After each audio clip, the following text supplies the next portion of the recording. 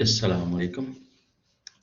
As you know, in unit number 3, we just have finished these activities.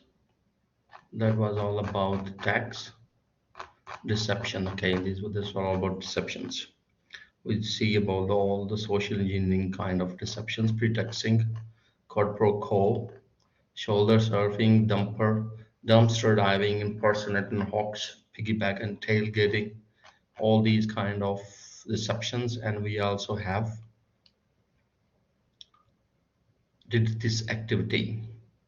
We already completed that activity, if you remember. Okay, first we know about this one. That was very simple, shoulder surfing. So we have already done that one. So we talked about scarcity, urgency, familiarity, liking, authority, intimidate. We have already done that one. Okay, now we need to go for these attacks. So we will see all these attacks. This is somehow malicious attacks.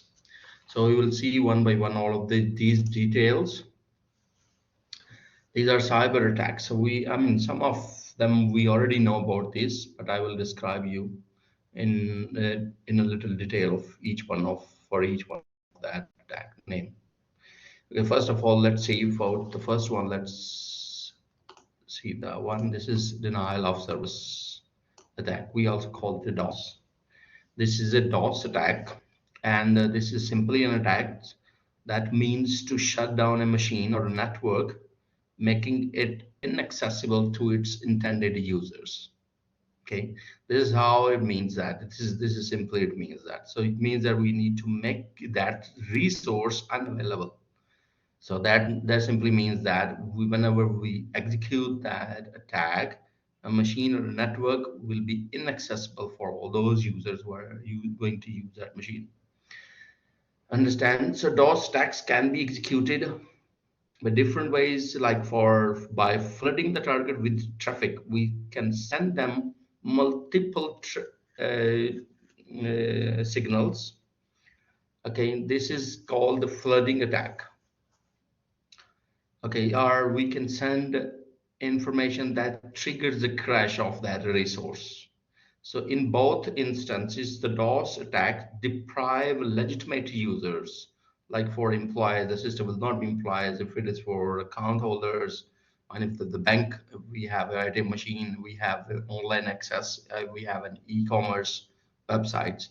So if we will execute the attacks on that particular resources, that resource will no longer be available for us.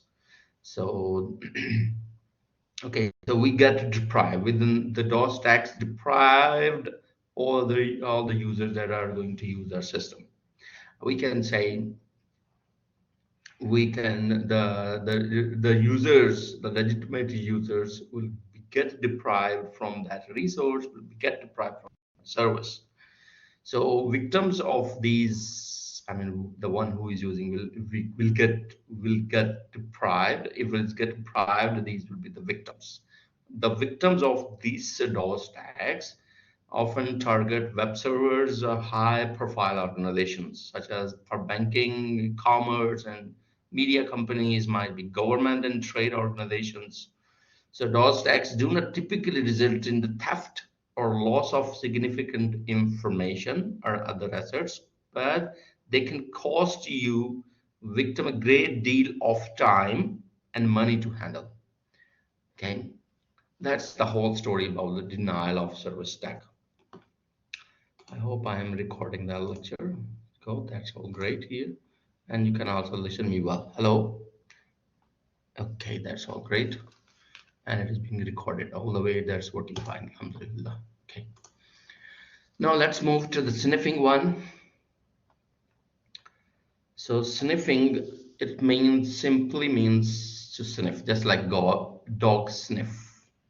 So sniffing attacks occurs when an attacker uses a packet sniffer tool to intercept and read sensitive data passing through the network, just like log sniff, and try to get all those symptoms through which he can get reached to the criminal. Here on the internet, the sniffing or packet sniffers software are being used to track.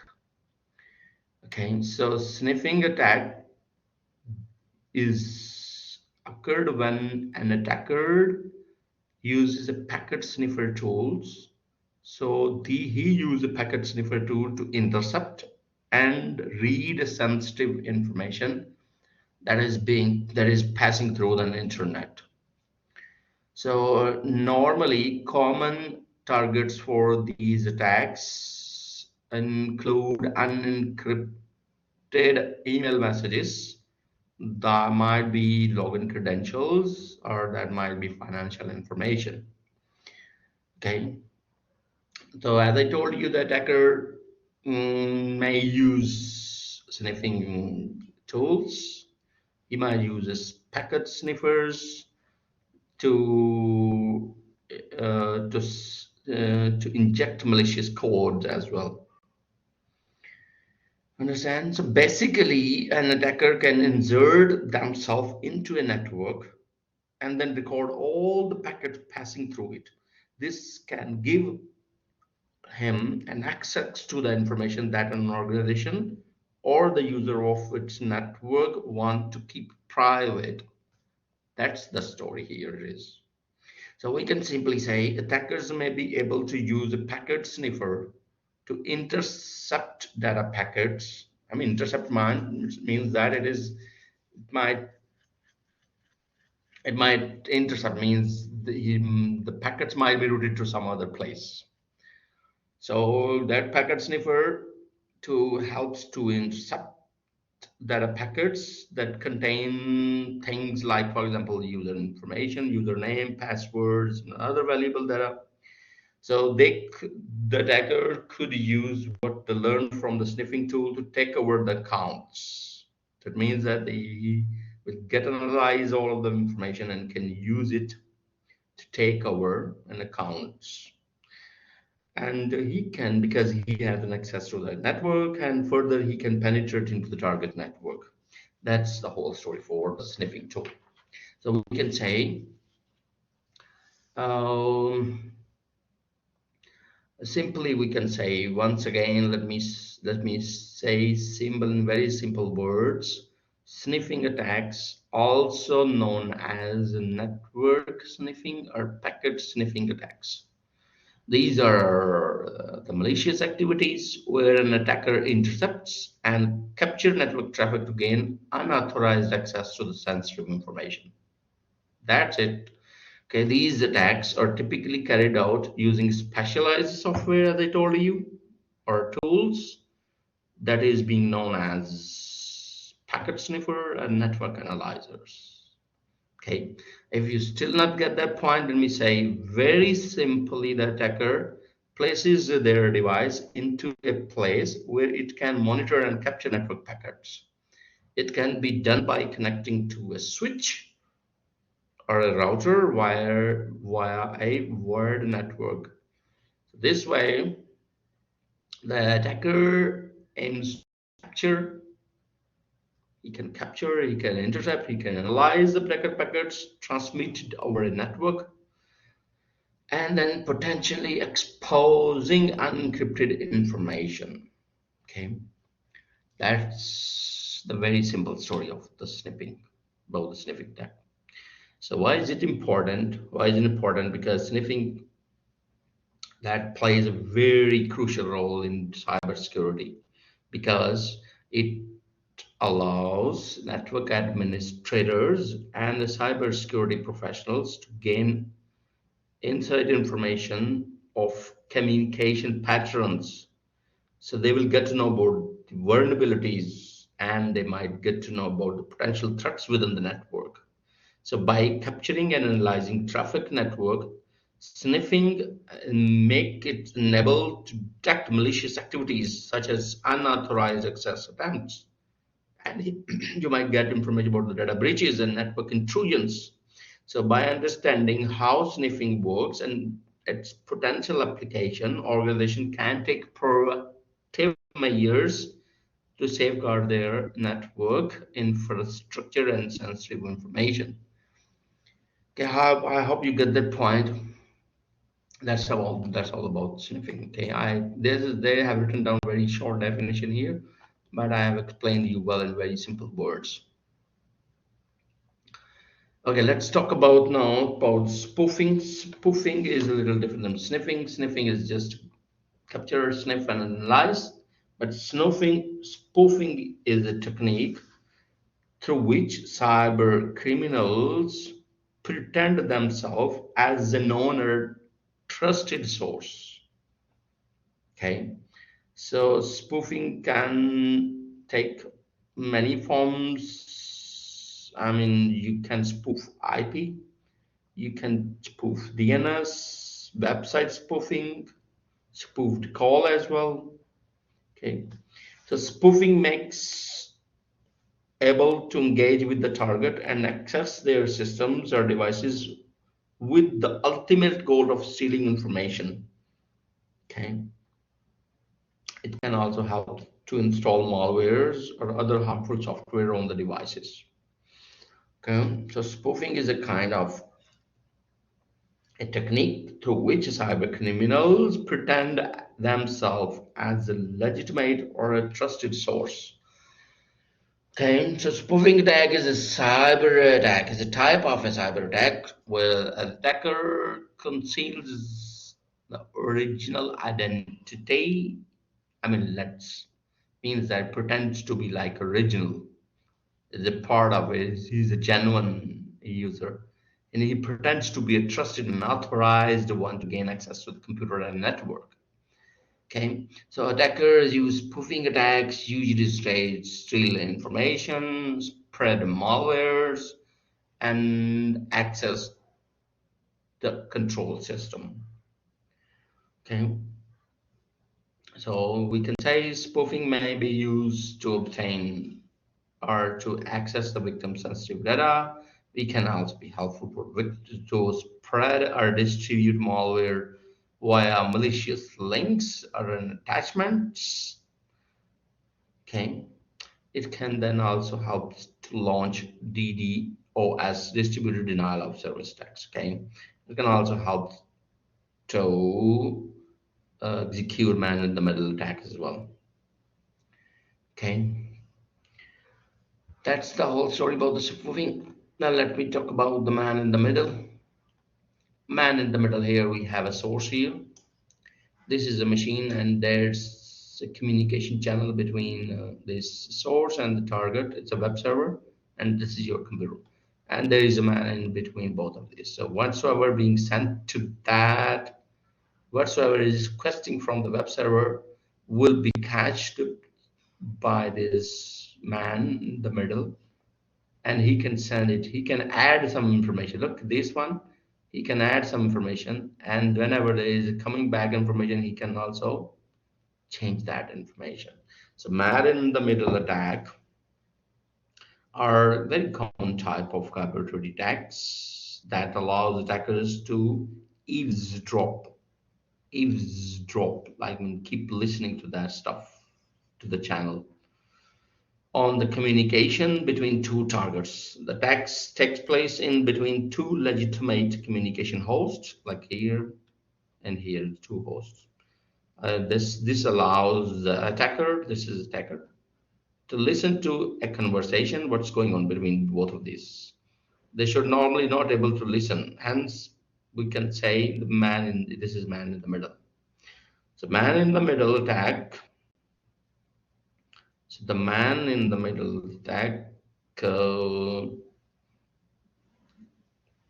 is, you can say simply, it is the attacker puts himself between two communicating parties. If all communication pass through the attacker and route to their destination, it means that whatsoever coming through the one source to the destination is passing through that attacker, en route through the attacker. So what's the passing through that attackers? So that creates a potential for the attackers to drop. He might drop, he may read, he may modify messages before they reach to the intended recipient. Okay. In this attack, the attacker can secretly intercept as well messages between two or more parties who believe that they are coming and they are communicating with each other. Okay. So attackers can then use their position as a man in the middle to read the confidential information. Okay. He can maliciously edit it, can insert their own messages. This can then lead to a devastating data breach or spread of malware through the organization IT environment. Okay, so but the goal is at the end to steal personal information. I mean, to steal information, login details, login credentials, credit card numbers. Okay, so okay, so that in the information that is obtained during an attack could be used for many purposes as well. Okay, so that's actually for many purposes. Okay, that's it for the man in the middle attack. That's so simple. Here is a picture for that man in the middle. You can read that text. That's very simply. I have explained you in very simple words. Okay. Okay, let me talk about the zero-day attacks now. Zero-day attack here is the fifth one here. So 1, 2, 3 here, 1, 2, 3. The fourth one here go. Here is the fifth one. So let me tell you the story about the 0 day. It means that there is no day. There is no day. I mean, there is no time. So let's see.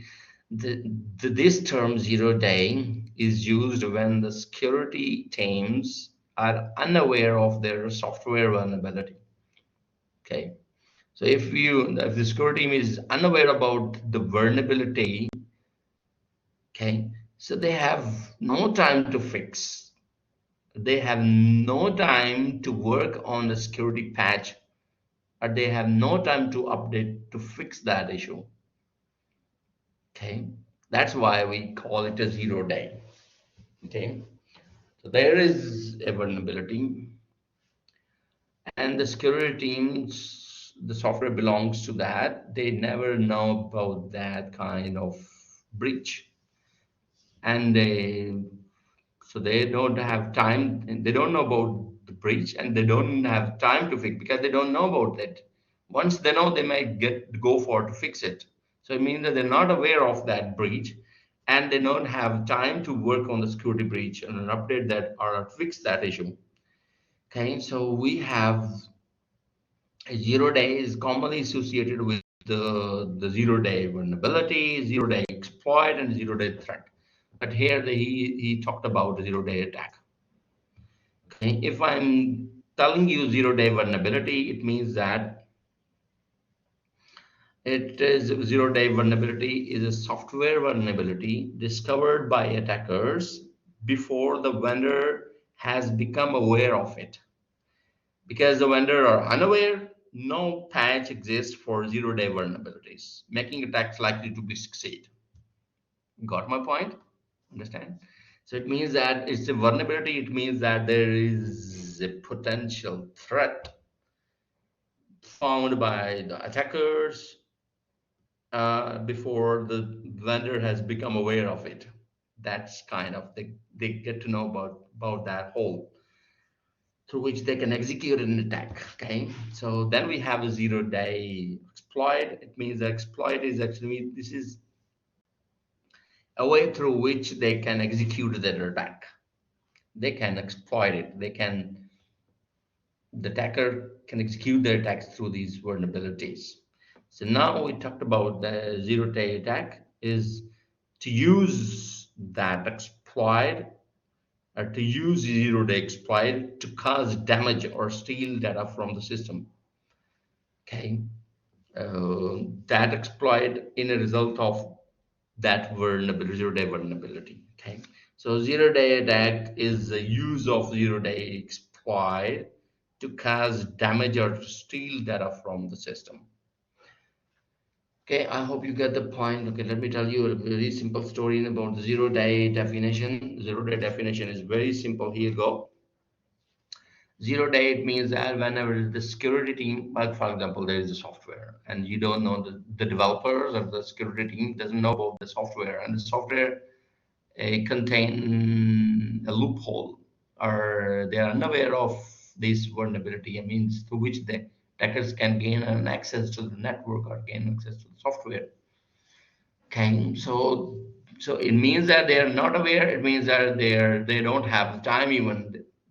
They don't have time means they don't know about that vulnerability, or to prepare a security patch or to update or to fix that issue. Okay, so we may associate zero day with the vulnerability, exploit, and then threat or attack. So zero day vulnerability means that it is a vulnerability discovered by the attackers before the vendor has become aware of it. And because the vendors are unaware, no patch exists for zero-day vulnerabilities, making attack likely to succeed. So where zero-day exploits mean this is a method a hacker used to attack a system with previously unidentified vulnerability. Okay. And the zero-day attack means that it is the use of zero-day vulnerability or exploit to cause damage or steal information of the system affected by the vulnerability. That's the whole story about the zero-day attacks. Okay, I hope you get the point. Now you should have to go for keyboard logging. The keyboard logging is very simple. Keyboard logging is a software program that records a log the keystroke of the user of the system. Okay, so this keystroke loggers is software installed on your computer. Okay, so the criminals, they configure these key loggers to email that log a record of your information. So the keylogger captures all those information that is being pressed or being used through the mouse and keyboard pressing. So it means that this information can be emailed because they have configured that software just to forward that log to some kind of information to some other email address. Then they can reveal username, they can reveal your password, they can reveal what website you have visited, and all their sensitive information can be revealed through this keyboard logging, keyboard logger softwares. Okay, let's talk about now grayware and smishing. Okay, we'll talk about this. Okay, let's see here. We have already know about the spyware, adware, but grayware is a new one. Okay, so let me tell you about the thing with the view. Which one is? Grayware is a software type that comes between a black and a white. Means black mean malicious and white mean non-malicious software category. So they exist in between. So the grayware software can be used for both legal and illegal activities. For example, spyware and keyloggers can be categorized under grayware. Why is it that? They can be legally used by the organizations to track the activities of their employees. This is a legal version through which they can use it for non-malicious or white kind of. This is not illegal. So they are not using for illegally the software. But another one, but similarly, they can also use it used by the hackers to illegally spy on users. That's why these graywares lie between white, malicious, and non-malicious categories. So common types normally adware, spyware are considered to be a grayware. Adware, I mean, we have, and keyloggers can also be used as a grayware, because I told you if it is being used for the employees to track its activities, it means it is legal.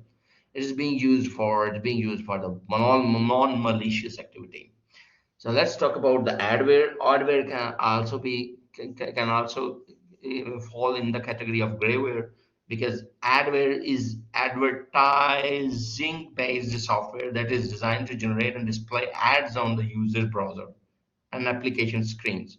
They're not malicious by nature, but they can cause frustration to the user by continuously ad bombardments. Okay, along with that, they can also open a gate for others malware spreading malicious ads. Okay, got it. So these are can be things. So adware normally considered as undesired softwares programs. USF normally undesired. They again because they throw classified ads on your screen, most usually inside the internet browser. Okay. Okay, and then keyloggers, you already know keylogger is a malware that record and log your keystrokes and mouse clicks. Okay, so keylogger can be used by organization for monitoring and activities of their workers. Okay, but keylogger cannot be used by the hackers. So grayware, we can say keyloggers, spyware, and adwares may fall in the category of grayware. You know about the spyware. Spyware also sometimes lie between the malicious and non-malicious gray in the gray area, because spyware is a type of malicious programs that is prepared to illegally spy on victim system and collect shared activities.